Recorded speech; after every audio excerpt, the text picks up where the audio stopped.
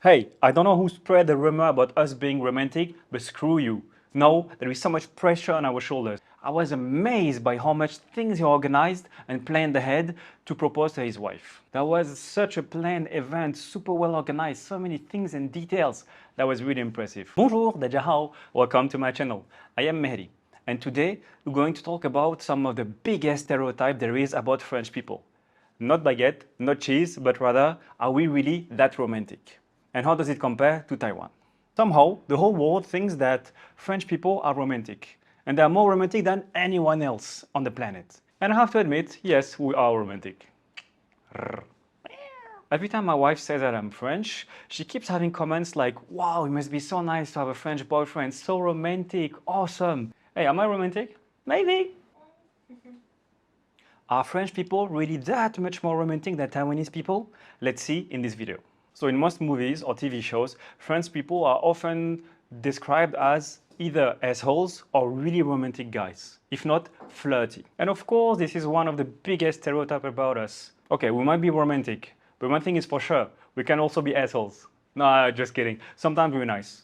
I mean, really nice. Really, sometimes. And it's exactly the same about French. I mean, the language. Some people find it really funny and like to make fun of our accent, especially when we speak English. Oh, oui, oui, oui, merci. Well, no? No, it can be funny. Well, some other people find it sexy. I was asked many times to speak French simply because people find it hot. And I had a lot of fun doing so. You know why? Because I love to say just the most random words whenever people ask me to speak French. Pommes de terre bien cuites. J'ai très faim aujourd'hui. Je vais manger des asperges. Yeah, and people find it hot because they don't understand. I had so much fun. And every time that I speak with a Taiwanese person and they learn that I'm French, they immediately tell me, wow, your French guys are so romantic. And most of the time I just say, nope. Hey, I don't know who spread the rumor about us being romantic, but screw you. No, there is so much pressure on our shoulders. We have to uphold the stereotype. I am romantic or I'm not French. Nothing else. There's so much pressure on our shoulders when we go dating now. Wow, I'm expecting something so romantic from this French guy or girl. Amazing. Thank God you don't need to date anymore. Okay, I have to admit, there's one thing I cannot deny is that Paris has so many romantic places, such as this one,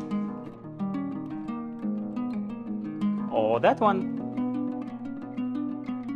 and this one again.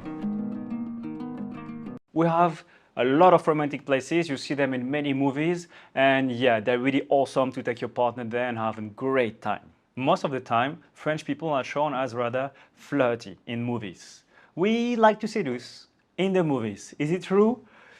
Yeah, I have to admit it's true. I can recognize so many of my friends when people say, oh yeah, French people are flirty. And you know who you are. If you're watching, yes, you know. Shame. But back to the topic. In France, it's really common to see people showing affection towards each other.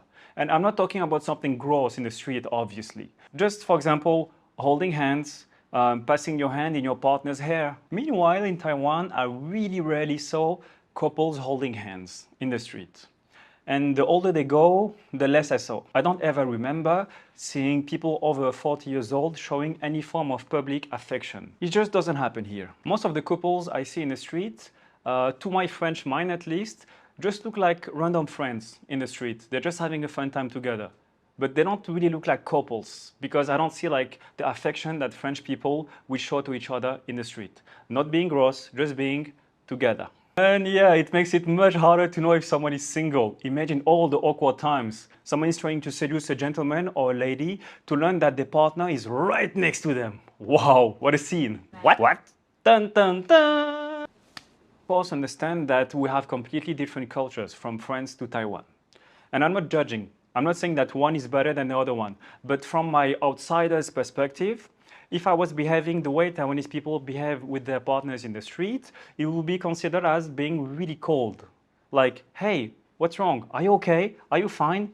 I know that my partner will ask me these kind of questions if I was behaving like that in the street. I just said that no judgment, but I have to admit that there's one thing that I find really weird here is how some couple go on a date. You can clearly see them in the restaurant and they're just looking at their phone. Like, hey babe, having a great time. Maybe they're just FaceTiming each other. Next level. Guys, come on, make an effort. You can do it. As a foreigner, in my opinion, it's really important to feel cared for and loved on a daily basis. In your everyday routine, don't forget to tell your partner that he or she is beautiful, that he or she is good at something. Don't forget to notice the small details that form how they behave, what they like. It's all in the small attentions that you make the other one feel that they are cared for, they're loved. Don't forget to pay attention to the small details that actually makes them who they are, what they like, what they don't like, the small habits they have.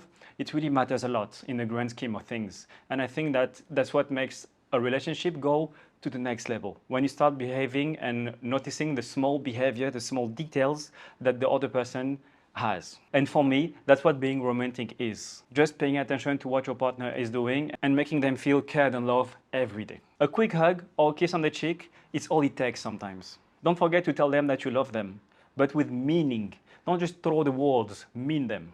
I think it's really hard to judge which is better when it comes to who's more romantic, French people or Taiwanese people, because we have different ways of being romantic. And of course, culture is partly responsible for it. So from what I just said, can you really say that French people are more romantic than Taiwanese people? To be honest, I don't think so, because we have different ways to be romantic. French people are more attention-based, small tact, small things, while Taiwanese people are more event-related romantic. In the end, it all depends on how you define being romantic. Because yes, guys, there's many ways to be romantic. The way French people are romantic is often on display. You can see that they are romantic. It's obvious, it's here under your eyes. However, I feel like Taiwanese people are more like discreet in how they are romantic and event-based. What do you mean event-based? I'm glad you asked. Let me tell you. Chocolate, wine, and flowers.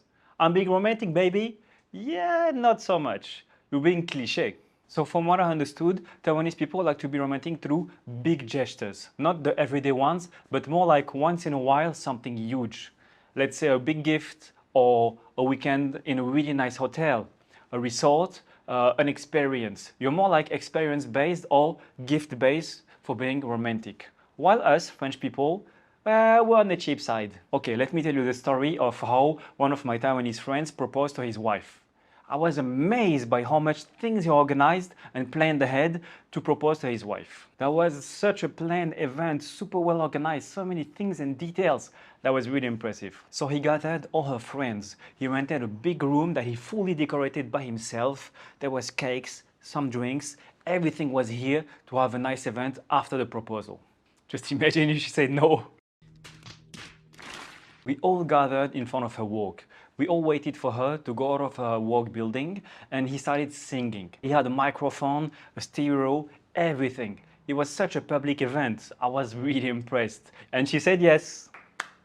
And I have to admit, it takes a lot of courage to do it publicly like that.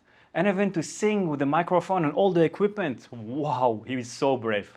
Respect. And in France, honestly, I never saw that happening. Ever.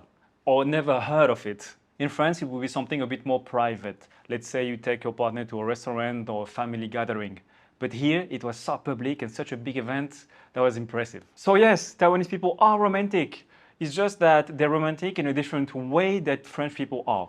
French people, they are on display, and often. So it's easier to catch them being romantic. While Taiwanese people, they also display it, but it's more event related. So it's much less often that you see it. But oh boy, when you get romantic, you really push it far, guys. Good job. Another example of how Taiwanese people are romantic are the wedding pictures you take. It's impressive how many things you can organize with a private company to take your wedding pictures. You go to so many places. Some people even go abroad to Paris. I saw so many couples in Paris taking nice wedding pictures with suits, a wedding dress, everything. That was really beautiful. I'm really amazed that people will go abroad to take such pictures. It takes a lot of dedication. One last thing that is really different from Taiwan to France in how couples are and are being romantic to each other is how French people actually leave a lot of freedom to their partner. They don't check on each other that often or read each other messages, for example. And I feel like it's something that Taiwanese people could learn from French people, how to give some freedom to your partners, because it's nice to love each other and want to be with each other all the time. But it's also nice to have some private time and freedom while being alone.